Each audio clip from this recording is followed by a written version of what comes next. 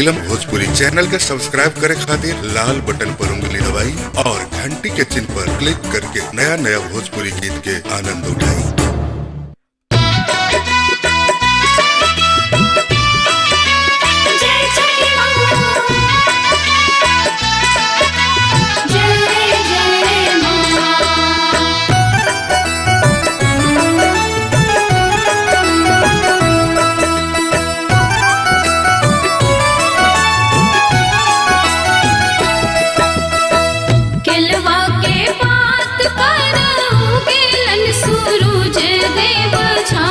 झुके केलवा के पात पर उगेलन सूरज देव झाके झुके हे करेलू छठ बरतिया से झाके झुके हे करेलू छठ बरतिया से झाके झुके।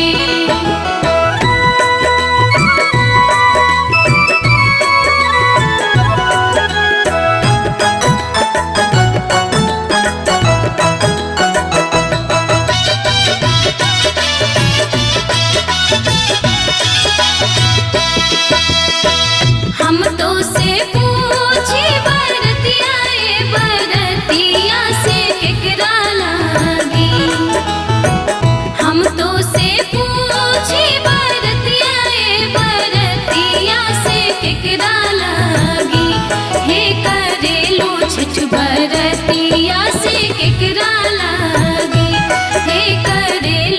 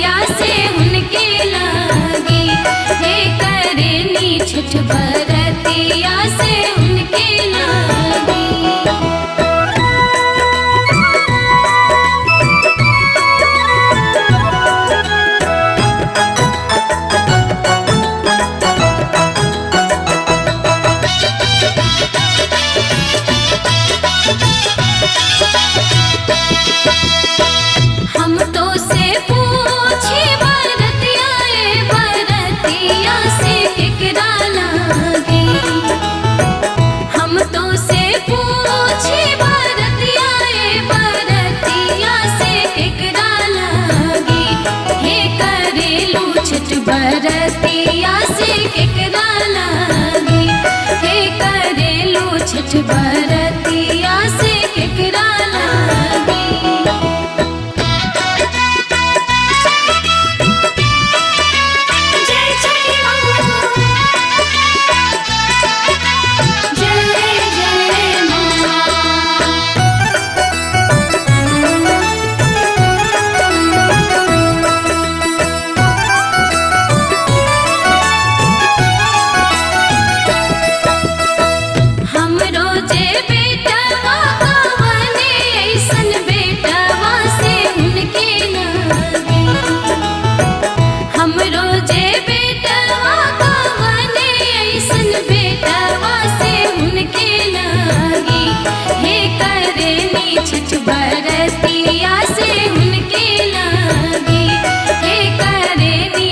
बरतिया से उनके लागी